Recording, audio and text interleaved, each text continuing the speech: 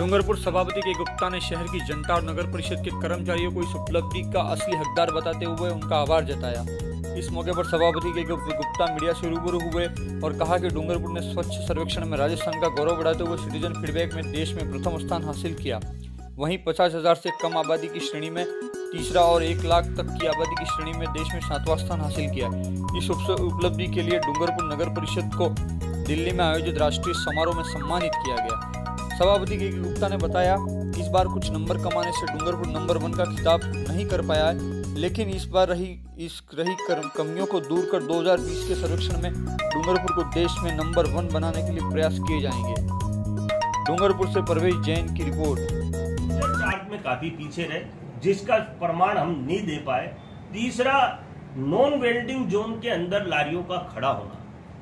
देखिए, ये बहुत बड़ी समस्या शहर की है कि लारी वाले नॉन वेंडिंग जोन के अंदर आज भी खड़े हुए हैं। लेकिन अब की बार हमने कुछ मजबूती से ये कहें या सख्ती से भी अगर हमें करनी पड़ी तो हम इस पर भी सख्ती करेंगे और जितनी भी लारियां हैं हम लारियों की जगह केबल लगाकर देने तैयार भी हैं और ये हमने बोर्ड में प्रस्ताव भी ले लिया है।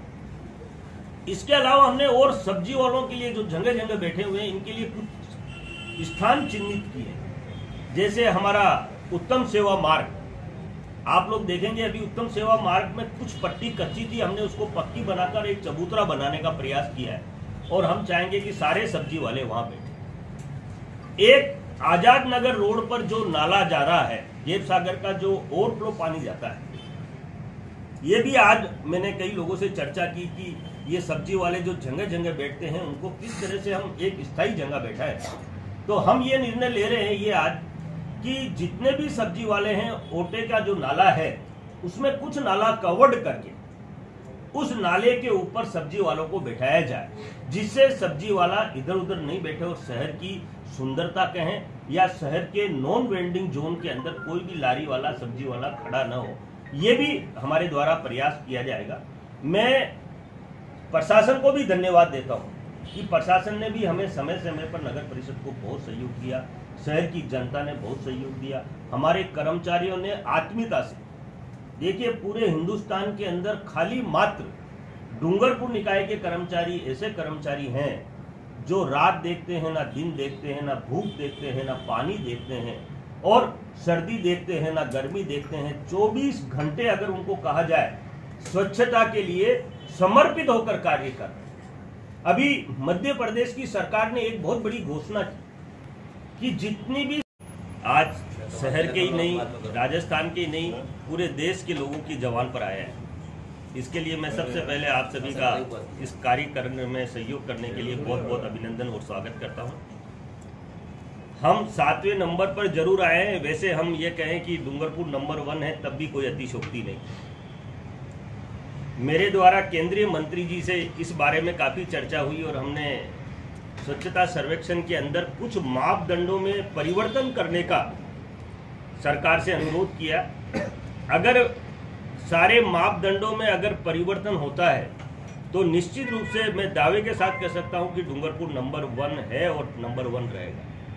हमने केंद्रीय सरकार से अनुरोध किया और आज हम पत्र लिख के ये भी प्रमाणित करेंगे कि स्वच्छता केवल स्वच्छता के मापदंडों पर ही नहीं देखी जाए।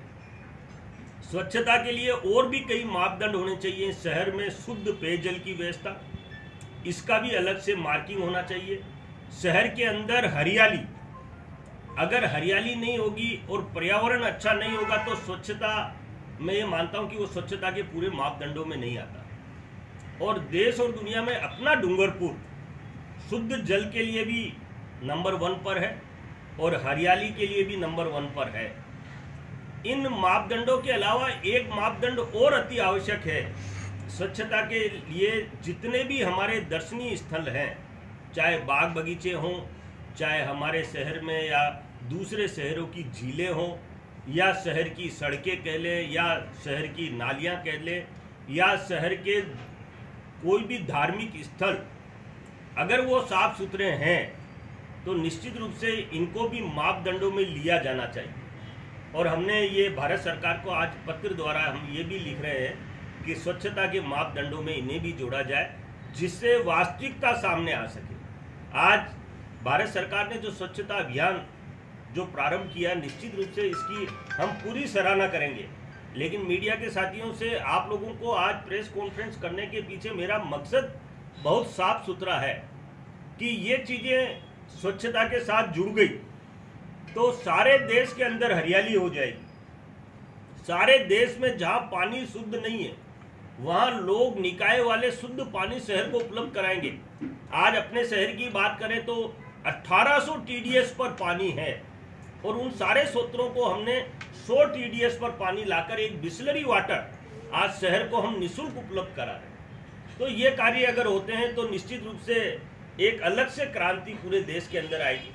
मैं आप लोगों का आभार व्यक्त करता हूं और आप लोगों से निवेदन करता हूं कि आप लोगों के माध्यम से हम 7वें नंबर पर जरूर आए, लेकिन हमारे शहर की जनता ने जो हमें समर्थन दिया, पिछली साल हम काफ़ी पीछे थे, आज राजस्थान में नंबर 1 पर है और 50,000 की जनसंख्या वाले शहरों में हम तीसरे स्थान पर हैं और 1 लाख से कम की जनसंख्या में हमने 7वां स्थान बनाया है, जो अपने आप में बहुत बड़ा गौरव कहा जाए तब भी कोई अतिशयोक्ति नहीं।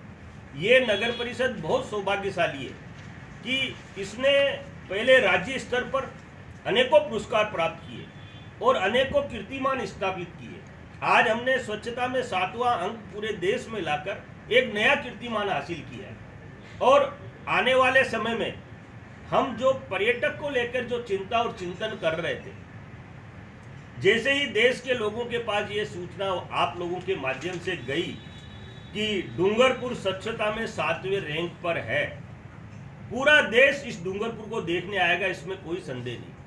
का हमने पर्यटक क्षेत्रों को बहुत अच्छा डेवलप किया और जो बाकी रह गया है आने वाले 1 साल के अंदर हम सारे कार्यों को पूर्ण कर लेंगे। जैसा कि मैंने कल भी बताया था कि हमारे शहर में अब मुख्य रूप से 2-3 चीजों पर हमने उनका भी विश्वास जीता कि अब की बार जो सर्वेक्षण 2020 होने वाला है, आने वाला है, उसमें हम किसी भी प्रकार की लापरवाही बर्दाश्त नहीं करेंगे और जो शहर की जनता ने हमें सहयोग दिया है उस सहयोग को और अच्छी तरह से और मजबूती से, जो खामियां इस वर्ष रह गई है, क्योंकि मेरे कार्यकाल का 2020 का सर्वेक्षण अंतिम सर्वेक्षण होगा, अगले साल हमारे चुनाव भी हैं और चुनाव में गोटियां डलेगी, पता नहीं कौन सी किसकी गोटी डले, कौन सभापति बने।